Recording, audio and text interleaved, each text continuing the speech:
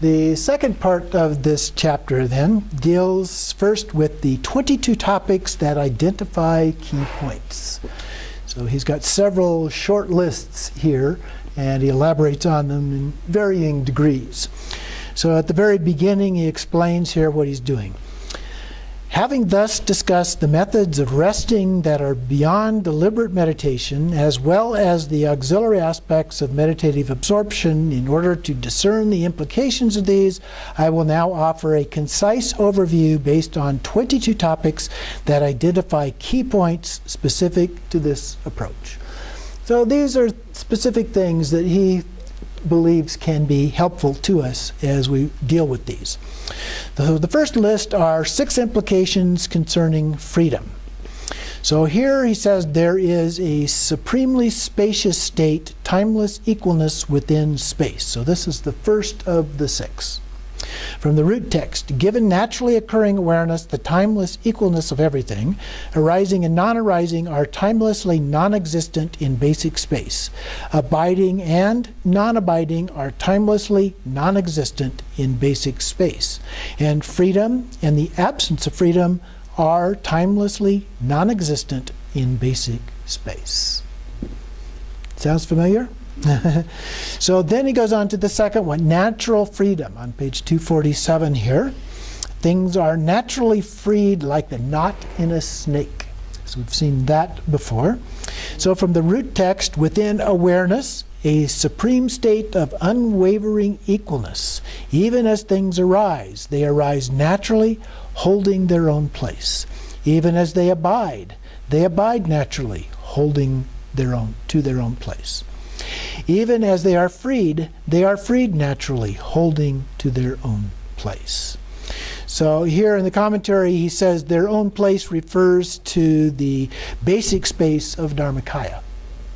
And holding to their own place refers to recognition of this. Okay? On the next page he does the third one, timeless freedom. In the middle of the page, things are timelessly free in that they are free of any basis. So from the root text, given that awareness is unchanging and free of elaboration, everything is of the nature of space. What arises, arises timelessly. What abides, abides timelessly. And what is free timelessly. So everything beyond past, present, and future. Okay? Kind of like a mirage. It's not really water. We think of it that way. But nothing actually ceases. Things are free, and that they've never been known to actually exist in an ultimate sense. Continuing on 250 at the top of the page, the fourth one is freedom in immediate perception. So here, this is the supreme state in which ordinary perception vanishes.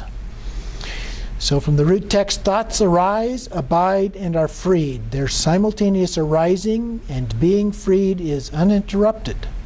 Since it is uninterrupted, there is no separation into cause and effect. Since there is no cause and effect, the abyss of samsara has been crossed. Since there is no longer an abyss, where could one go astray? We just eliminated it all. Okay? So there's no opportunity here for cause and effect. So samsara is gone, and it makes no difference what arises. If it arises, it naturally goes by itself. At the top of page 251, that first paragraph, while everyone else cultivates a non-conceptual state of meditation, a pristine state in which everything fades away, I hold this to be calm abiding.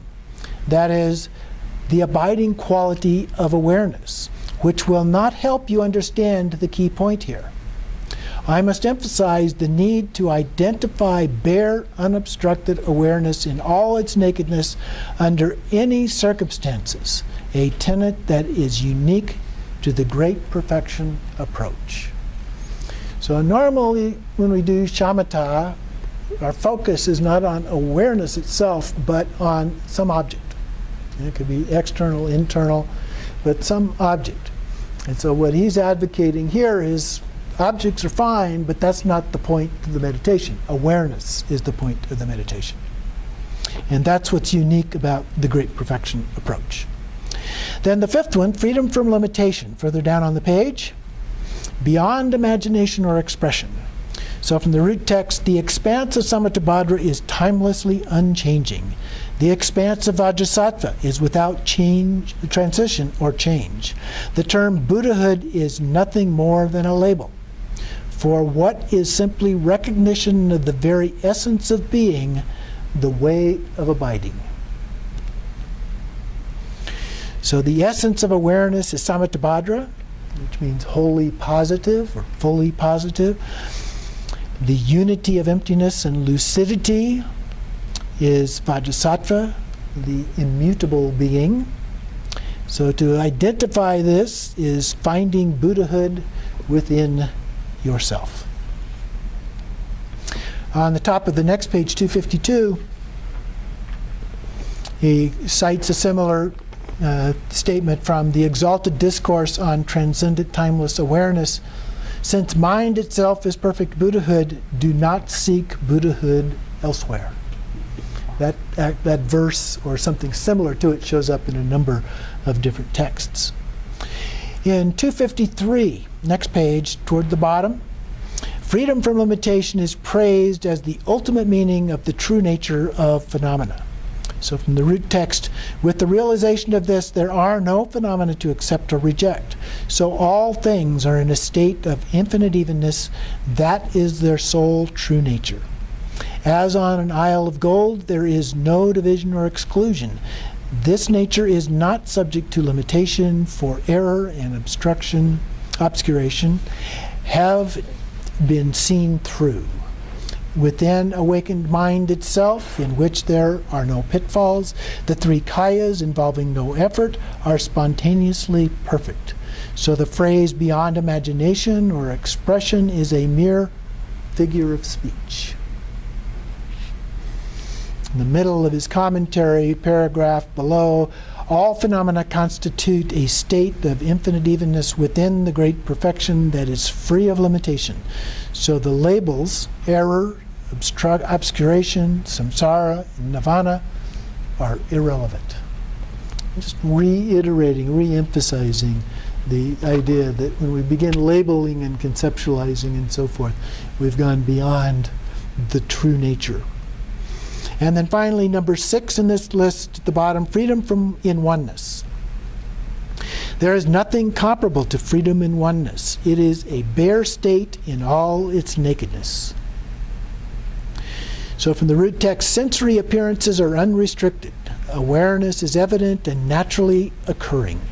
Since the genuine state of uncontrived rest is unobstructed, obscured, and obstructed, got those two back, unobscured and unobstructed, with no division into outer and inner, it is evident as the supreme nature of phenomena. Let your mind and body relax deeply in a carefree state, with an easygoing attitude, like a person who has nothing more to do. Let your mind and body rest in whatever way is comfortable, neither tense nor loose. So a few lines down, fourth line down, I guess, in his commentary there, this soul awareness is the unique sphere of Dharmakaya. It is also fitting to refer to freedom in oneness, because everything is freed through the one's realization of awareness.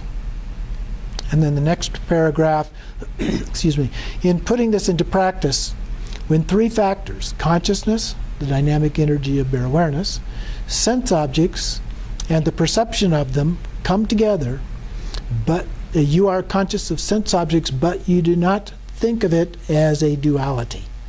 Instead, you identify the soul state of awareness. Again, it's easy to get trapped up in that dualistic perception of things if we're not careful. Continuing on 256, in the middle of the page, the logical consistency of freedom and oneness can be established. From the root text, how things stay, they stay within their fundamental nature. However they dwell within their fundamental nature. However they move within their fundamental nature. Fundamentally, there is no coming or going within the basic space of enlightenment. The enlightened forms of victorious ones do not come or go. Now, in each case, he's talking about it within their fundamental nature. Okay?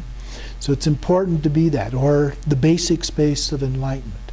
That doesn't mean things don't come and go in our understanding of ordinary experience. They do. And that is what makes them non-existent or lacking inherent existence, okay, is that they do come and go. So they don't fit into those categories. So at the very bottom of the page, last line, the essence of awareness is such that it does not stray from the Dharmakaya.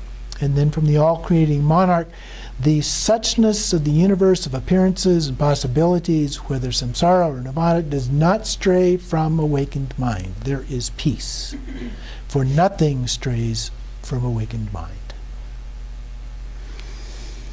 And then there is nothing to be expressed from the root text. However description occurs, it occurs within its fundamental nature. However expression occurs, it occurs within its fundamental nature. Fundamentally, there is no description or expression within awakened mind. The enlightened speech of the victorious ones of the three times is indescribable and inexpressible. Continuing at the very bottom of the page, then, thoughts are without any basis or foundation, even as they manifest in your consciousness. From the root text, however thinking occurs, it occurs within its fundamental nature. However conceptualization occurs, it occurs within its fundamental nature. There is never any thinking or conceptualizing within awakened mind. The enlightened mind of the victorious ones of the three times is free of thinking and conceptualizing. So at its very root, at its very essence, it is beyond the conceptualization or thinking about things. Doesn't mean thinking doesn't happen or appearances don't happen, anything like that. But at its essence, there are none of those. The mirror itself does not contain reflections. Okay? Yet the reflections occur within the mirror. They're not trapped within the mirror itself. Otherwise they would become a photograph, right? They'd become a photograph, right? So those are not trapped within it. They're not trapped within our mind either. Okay, at the bottom of the page, then continuing, all appearances, sounds, and thoughts occur within the oneness of awareness. Not being anything other, it can also be shown that the three kayas and their pure realms constitute the oneness of self-knowing awareness. So from the root text, since what is non-existent can occur in any way at all, there is nirmanakaya. Since the richness of being enjoys itself, there is Sambhogakaya. Since no substantial basis for these two exists, there is Dharmakaya. The fruition is the expanse within which the three kayas are spontaneously present. So in his commentary there, he says that the awareness is beyond characterization or expression. That is Dharmakaya. And then down a number of lines, he talks about Sambhogakaya as the ground of natural lucidity without being any specific thing. And then what arises due to that pristine lucidity is Nirmanakaya. So the three kayas then are not anything other than awareness itself. So it always comes back to that. Continuing on page 260 then, he talks now about three methods of resting that relate to essence, nature, and responsiveness. So the first one talks about enlightened intent in stages here. The larger scope is that this expanse is equal to space, beyond imagination or description.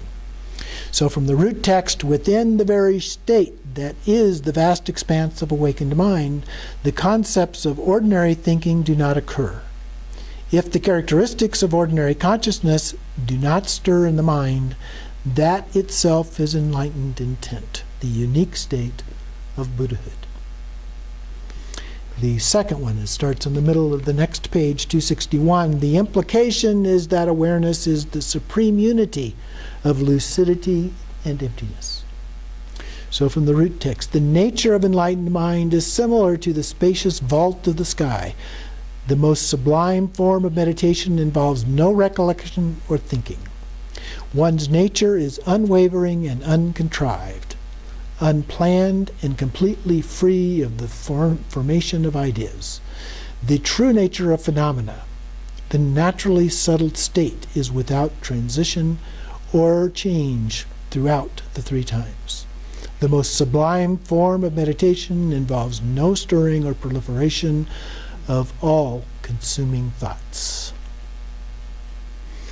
So basically he's saying to rest with alertness in this state of just natural lucidity.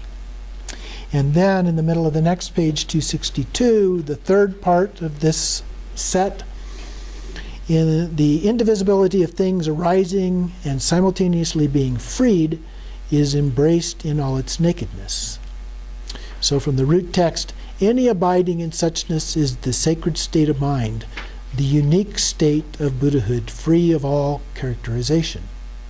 It is the unwavering basic space of phenomena, the state of evenness that transcends reifying concepts. This is the expansive enlightened intent of the victorious ones, the sublime, spacious nature of being. When the bonds of physical and mental contrivance are abandoned, there is unfeigned relaxation. Just a natural relaxation. No matter what recollection stirs in the mind, if you do not waver from the context of the true nature of phenomena, that of resting in the ground of being, everything is the spacious expanse of the enlightened intent of Samantabhadra. So let's move on then to page 264, 5 themes concerning the dispelling of constraints. The first one. Now constraints are dispelled within the spacious state of enlightened intent. So from the root text, since nothing is reified or discarded, there is none of the tension or laxity of the compulsive mind. The unrestricted state of natural settling, just as it is ensured as a matter of course. Unwavering, infinite evenness is an expanse with no fixed dimension.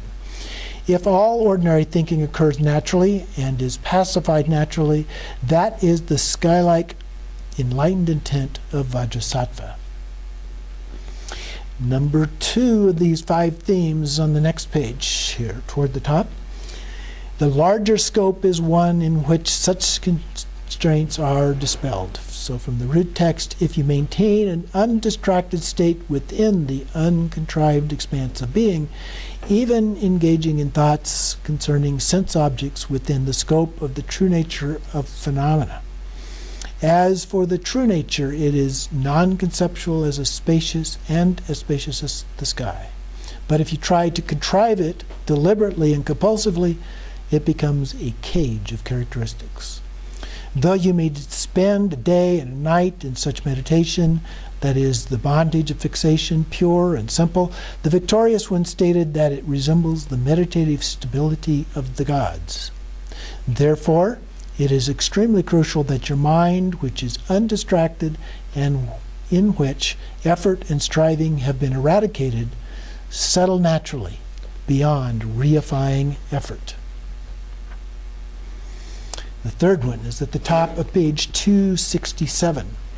Having dispelled constraints within enlightened intent, you can embrace that intent as the transcendence of the proliferation and resolution of thought and recollection. So from the root text, since naturally occurring timeless awareness is without limitation or bias, it cannot be characterized as some thing, for all elaboration naturally subsides. Therefore, give up creating more concepts. Train in the ultimate meaning of supreme spaciousness, free of any foundation. He also notes down here in the 5th line of his commentary, there can be no deliberate process of meditation using some reference point. There is simply no straying from the naturally pure state, the realization of bare awareness. Continuing on 268, toward the top of the page here from the root text, the 4th one. The unique nature of phenomena is naturally occurring, timeless awareness. The unique view is freedom from the limitations of elaboration. In the unique meditation, nothing is discarded or adopted. Nothing comes or goes. In the unique conduct, there is no duality of acceptance and rejection. The unique fruition is free of the duality of renunciation and attainment. This is the enlightened intent of naturally occurring spontaneous presence. Then at the very bottom of the page, the 5th one, since everything is free of constraints within naturally occurring timeless awareness, it is embraced as the supremely spacious, uniform ground. So from the root text at the top of the next page, 269, the true nature of all phenomena in their entirety, the universe of appearances and possibilities, whether of samsara or nirvana, is the primordial state. Since it does not stray from naturally occurring timeless awareness itself, understand it to be enlightened intent, with everything at rest in the ground of being. So again, we'll take a short break here.